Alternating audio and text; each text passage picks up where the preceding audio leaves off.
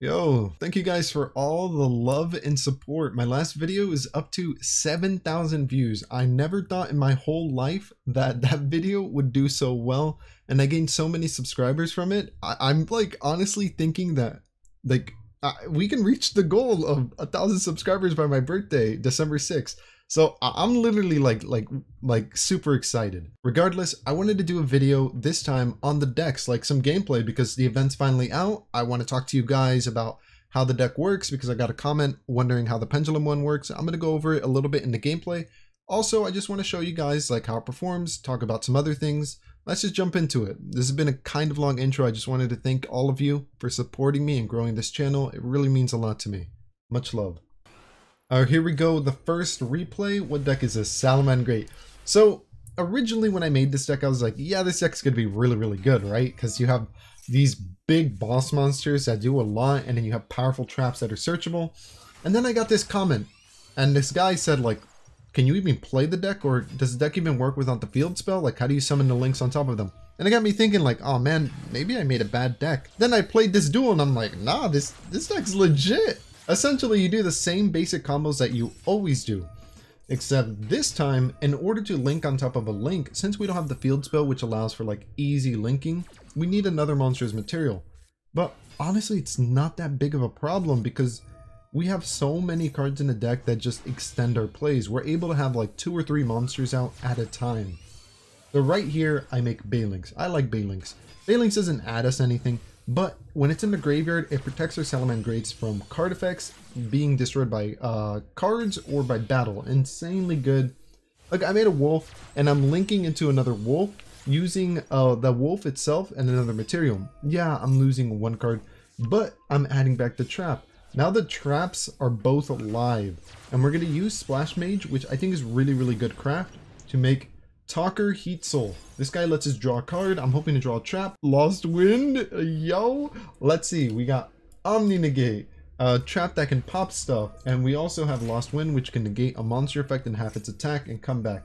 So right here, we're playing against Fur Hire, and I'm like, dude, Fur Hire is pretty cool. This guy's actually gonna do some really cool combos. I know they have this really cool Link monster. I'm excited to see, and then I'm like, okay, I'm Omni Negate this, see if he has any other plays. He doesn't. Also, Rage during the end phase, pretty much Heavy Storm Duster, we're just going to destroy 2 of his spell traps. And then, Wolf, yeah, you know that Rage we just used? Add it back to the hand. So now he has to play around that again. And then we have Heat Soul to draw us another card. We're just going to try to like do some things. Spinny's going to discard from the hand so we can special summon Gazelle. He's going to use Floodgate, and I'm thinking like, does that really matter too much? Not a big deal, right? We're going to send a Jaguar. Jaguar can't be special summoned though. We're going to special summon the Spinny in defense. Link off into, I think we go into the 3, right? Yeah, Heat Soul, or Heat Leo, excuse me. Heat Leo, and then we're just going to normal summon Mole. I mean, it's not like we really accomplished much. We could have left the other guy, but I was just like, I'm just going to bring him out. Our opponent is going to summon a Fur Hire. I draw a card, seeing what I'm going to draw. He's going to special summon another card from his hand. This is where I activate my trap, I think, because I'm thinking I have options. I can use Lost Wind to negate his special summon monster, negate its effect, but it doesn't really do anything. Or I can Rage, and I wanted to pop all his cards, but like last turn, you know, when I made Heat Leo, I needed a link on top of Heat Leo, so I should have made another Heat Leo on top of that, so I could destroy up to 3 cards. So Rage is only going to have the effect, the first effect, which send a Salamangreat from your hand or field to the graveyard and destroy a card. I'm going to destroy 1 of his cards. And, I mean, we're kind of being chilling at this point, bro. He's going to attack over my Heat Leo. I'm like, ah, man, that sucks. Ah, that's right. Vaylantz doesn't suck at all. Banish Vaylantz, protect our monster. Drop for turn. Also, Heat Soul lets us draw again. And I think this is the point where he just scoops. Because, like, I normal summon Flame Buffalo. Oh, excuse me, he didn't scoop. And I could do more plays, but I'm like, nah, I'm pretty sure the game's over. Salamangreat in this event is huge advantage, and this deck was extremely budget. I think we only crafted 1 SR card, like literally. This card is insane. Let's move on to the next one. So I was trying to get replays of every single deck, and the next one up is Pendulums. This is the budget version. So this isn't the version with the insane extra deck. I think this is just like very bare bones, and I don't think we crafted any cards except Electrumite, I believe. I could be wrong. Our opening hand is insane. But I think any opening hand with Harmonizing Magician and you're able to set up your skills is insane. Our opponent's going to flip up Imperial Iron Wall. I think he didn't want to play against Eldic. And also he's playing like a math deck. What's it called? Mathematicians? Mathmex. So that trap, it's like you can send it to the graveyard, destroy a card. I have. I set up my scales. I'm like, is it going to destroy the scales? He doesn't. I Pendulum summon 2. Harmonizing is going to allow me to special summon 1 from the deck. Performapal Pendulum Sorcerer allows me to pop 2 cards and add 2 cards. And I special summoned Wisdom Eye. I could have special summoned any of the magicians. I think I was thinking I could add Wisdom Eye to my hand for some reason, so it didn't matter. It's not really going to come up, but yeah. He's going to attempt to pop my scale, and... or no, he's going to pop my Harmonizing because he doesn't want me to synchro. We're going to add a Wisdom Eye. I think we just top deck this. And with that, we can add back Harmonizing using Oafdragon's effect. And then we're going to set up our scales. This was another misplay on my part. Oafdragon, so when you play Pendulums, you don't want the same scales. I have a 2 and a 2. That's bad. You don't want that. So the good thing in the cheap version is that we run this card called Dissolver. It allows us to fusion summon, and we're going to fusion summon into Vortex Dragon. And Vortex Dragon is just an Omni Negate. It negates anything. And I'm sorry if I went quick through that. I have another replay using the expensive variant, and I'm going to be talking about play for play exactly what I do. Alright, here we go. In Pendulums, it's very important to set up your skills. You want a scale 2 or an 8 because you need to be able to Pendulum summon. So my opening hand has a couple cards. The most important cards are Wisdom Eye. Wisdom Eye is the best card to have on your scale because it can become anything. And then we also have Harmonizing on our other scale. I love searching out Oafdragon just because Oafdragon is truly really important. And I'm going to pause here just so I can explain it for the viewers because he was wondering how to play the deck. The reason I Pendulum summon everything is because I want to have as many resources on the field as possible. Harmonizing allows us to special summon a Magician monster from our deck when it is Pendulum summoned. Pendulum Sorcerer gets us 2 cards by destroying 2 of our own cards. Purple Poison is in here just because it can destroy a face-up card when it's destroyed by battle or card effect. Even if we destroy it ourselves, it's good removal. And then Wisdom Eye is best in the scale, but we can still special summon it as a body and use it as material for a fusion, synchro, or link. It doesn't matter, but yeah, that's pretty much it. That's the gist of it. For Pendulum Sorcerer, we can destroy our scales or our monsters. Generally, you don't want to destroy your monsters because the more monsters you have in your field, the more plays you can do. You can go into like better and better monsters. I like to destroy my scales, but I love to leave Oafdragon just because he's that important as a scale. You always want him on your scale. He's just that important. But if he gets destroyed and sent to your extra deck, it's not that big of a deal. We're going to be adding Joker through the Pendulum Sorcerer. And we also added Celestial. Celestial is important in this deck because it's a scale 8 and it's also searchable through Pendulum Sorcerer, which we run 3 of. We're going to set up our scales again, but not because we're going to Pendulum summon, because we already did that. Just so we can activate Oafdragon's effect and add something from our extra deck, we're going to go into Electrumite. A lot of things are going to happen here. Electrumite searches our deck for Astrograph, puts it in our extra deck. It's not in our hand yet, but he has another effect. We can destroy a card on our field, and then we can add a card from our extra deck to our hand. We're going to add Astrograph, and we're going to destroy Double Iris. There's going to be a lot of effects going on here. Electrumite's going to draw us a card. Astrograph's going to special summon and add us a card. And Double Iris, the card that was destroyed, is going to add us a trap card. And the trap card's really good because it's removal. We can just destroy one of our cards and destroy an opponent's card. And it also protects our monsters from traps, which is like a bonus. So we're going to get a lot of pluses off here. We get a free draw, Infinite Imperm, set 2 cards. I'm going to go into Babushka in defense position just because I'm like, you know, I'll just end on this. It's not the best board, but next turn I'm going to be able to, you know, like come back full force and OTK. Our opponent's going to draw, and would you guess it? He's playing Pendulums too, so I'm like, oh, this is interesting. Now, our opponent activated a scale, and normally I wouldn't activate Time Pendulum right away. But the reason I activated it right away is because this card specifically has the effect where it's like, you can get rid of this card and destroy one of your opponent's spell or traps. I don't want him to destroy Oafdragon because I need that card.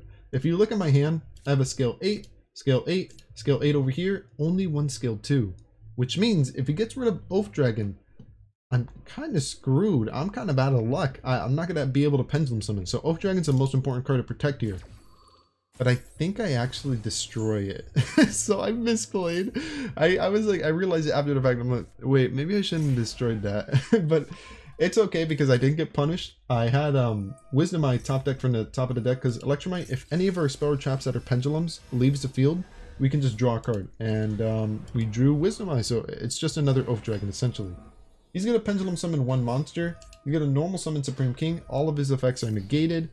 I think here I was thinking like, what can he even do? I think the best play he could do is go into Electrumite, pop his Purple Poison or his Skullcrobat, draw a card, add a card, and then purple would destroy a card. He went into Beyond the Pendulum.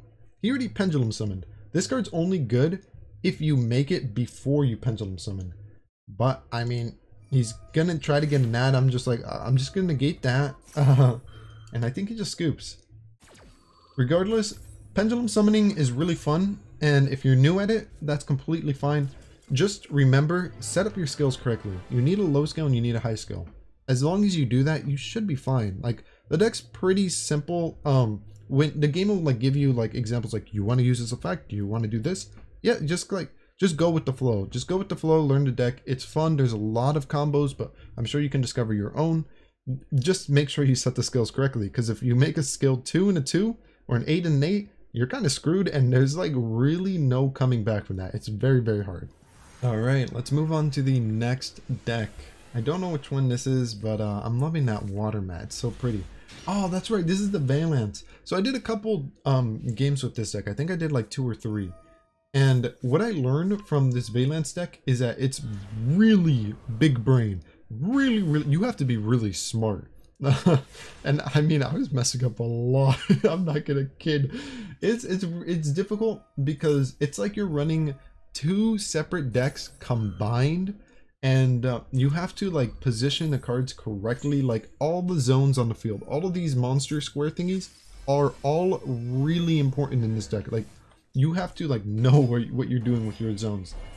So right here, I could have got rid of his Bigfoot had I used Kendo Spirit as a scale, because after I Pendulum summon, it would have came back to my hand, and I would have just been able to like tribute summon, like normal summon it, and then destroy his Bigfoot.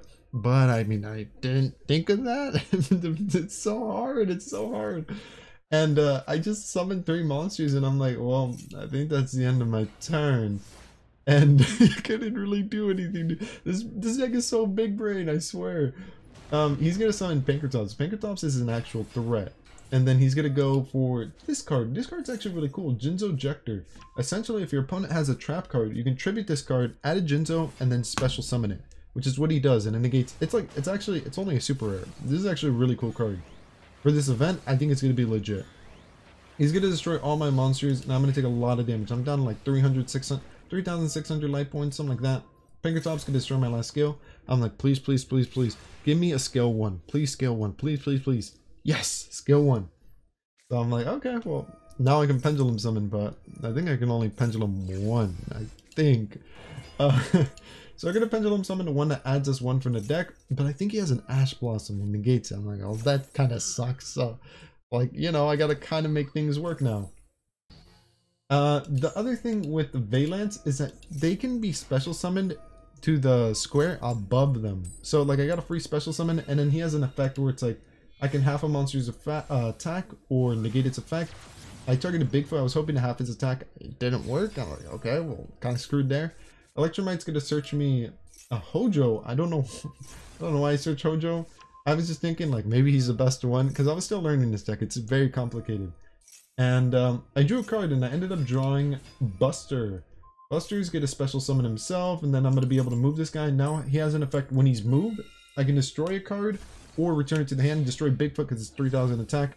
I don't really care about Jinzo just because this trap card is not live right now, and it's only good against opponent's spell or traps. He doesn't have any, so it doesn't matter to me. I'm going to end up making Agave Dragon, and he's big. He's 32. But he top stacks Phantom Skyblaster, which gets him like 2 tokens. He's able to go into a Link 3, I think. Unicorn, spin back a card. Now I'm sweating bullets. I'm like, okay, things are not looking good for me. And then it brings out Nessie, and I think this is where I realized, like, I think I lost. Oh no, and he goes into Axis Kotaker, and that's when I realized I lost, and I think I scoop here. I included this replay just because I wanted to show the deck is good. Like, if I had a better extra deck, if I was able to go into, let's say, like Unicorn on my own, or even Boral Sword or Appaloosa, because I think my extra deck's only normal and rare, this deck would excel. Also, if I was a bit smarter and I like understood the deck a little bit more, yeah, This deck's good. It's genuinely very good. It's just you need the appropriate cards in your extra deck, and you also need to know what you're doing. So it's a very, very, very big brain deck. And this is going to be the final replay. This is a deck I've been using for a lot of events, actually, just because it's so cheap. And I do want to say in this event, it wasn't that good. I think I played like 4 or 5 games, and they did. I think this is the only one I won. And I will say though, I didn't get unlucky. I played against Trap Trick and I drew 3 bottomless Trap Hole. That card's completely useless against Trap Trick. Regardless, we're playing against Tenyi, and I think he's playing like budget Tenyi too. So this is kind of cool. It's like budget deck versus budget deck. I love to see that. He's gonna do, I think he's gonna go into the Link 2 Shaman, which he could like discard special summon or something. And then he ends on the big boss Link 3, which isn't anything to scuff at. It's actually pretty good. Not because he has an amazing effect, he has no effect, but it's pretty good because Tenyi actually have good spell and trap. They have a trap that can negate anything, and if it's destroyed, you can special summon like a monster from your extra deck that's normal. So I'm like thinking like, well, he can probably negate anything I do, like, you know, I gotta play around it. He just floodgate on my augur.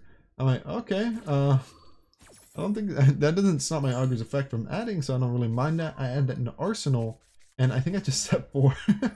He's going to activate this card. This card's cool. Sword Soul Assessment. So I got to face a monster, banish Sword Soul or Wyvern from your graveyard. The monster you have gains a lot of attack. He's at 42. Pretty big boy. Crusher Run's really good in this deck because if one of your Earth monsters dies, whether it's set or face up, you can destroy 1 card on the field, whether it's like his spell or trap or his monster. I'm going to destroy his monster because it's so big. And I mean, I have an Arsenal. I'm just going to try to summon Arsenal. Bottomless, like damn. Okay, end turn. Oh yeah, set a card, lost 1. Look at this, bro. This is what I'm saying about this deck. It's weird. I've been having a lot of weird luck with it. Double bottomless, double lost win. Like kind of weird. Top deck gold gadget, he surrenders. I mean, he was facing 4 back row essentially. But that's it for the video. I hope you enjoyed this video. I hope it helped, and I hope you have a lot of fun with the event. I actually saw some other decks that people were doing. I'll mention them real quick. I saw Time Lords free to play. They're using a Gradle engine and the rare normal kaijus, which actually looked really cool and smart. I also saw Tenyi one right here. There's some other decks. If you have your own budget deck that you're using in the event, I mean, feel free to comment it. I'm sure somebody will read it and it might help somebody out. Regardless, thank you so much for watching. I hope you have a great day or night, and maybe I'll catch you later. Peace. Hey, if you enjoyed this video, feel free to subscribe. You can check out all the new content I'm going to be making, but besides that, hope you have a great day. See ya. When it comes to 1-year-old Dante, Pierre, you are the father.